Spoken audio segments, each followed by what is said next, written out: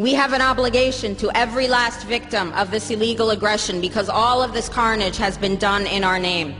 Since World War II, 90% of the casualties of war are unarmed civilians, a third of them children. Our victims have done nothing to us. From Palestine to Afghanistan to Iraq to Somalia to wherever our next target may be, their murders are not collateral damage. They are the nature of modern warfare.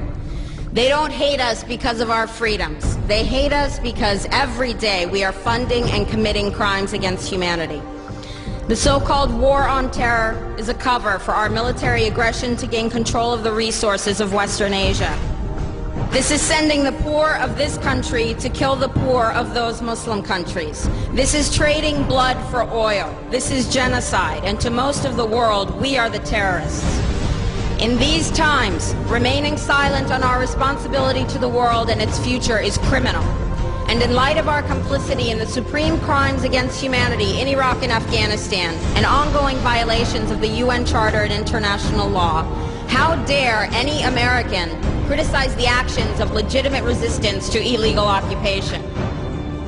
Our so-called enemies in Afghanistan, Iraq, Palestine, our other colonies around the world, and our inner cities here at home are struggling against the oppressive hand of empire, demanding respect for their humanity. They are labeled insurgents or terrorists for resisting rape and pillage by the white establishment, but they are our brothers and sisters in the struggle for justice. The civilians at the other end of our weapons don't have a choice, but American soldiers have choices. And while there may have been some doubt 5 years ago, today we know the truth. Our soldiers don't sacrifice for duty, honor, country. They sacrifice for Kellogg, Brown, and Root. They don't fight for America, they fight for their lives and their buddies beside them because we put them in a war zone. They're not defending our freedoms. They're laying the foundation for 14 permanent military bases to defend the freedoms of ExxonMobil and British Petroleum. They're not establishing democracy. They're establishing the basis for an economic occupation to continue after the military occupation has ended. Iraqi society today, thanks to American help, is defined by house raids, death squads, checkpoints, detentions, curfews, blood in the streets, and constant violence. We must dare to speak out in support of the Iraqi people who resist and endure the horrific existence we brought upon them through our bloodthirsty imperial crusade.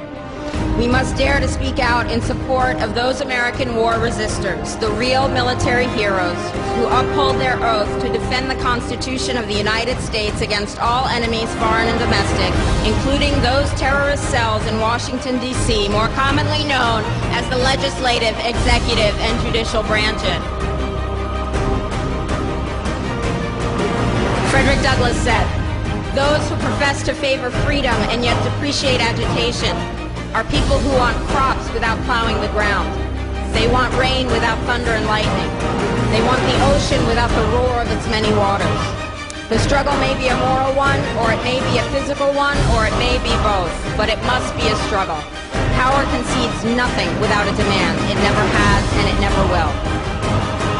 Every one of us must keep demanding, keep fighting, keep thundering, keep plowing, keep speaking, keep struggling until justice is served. No justice, no peace.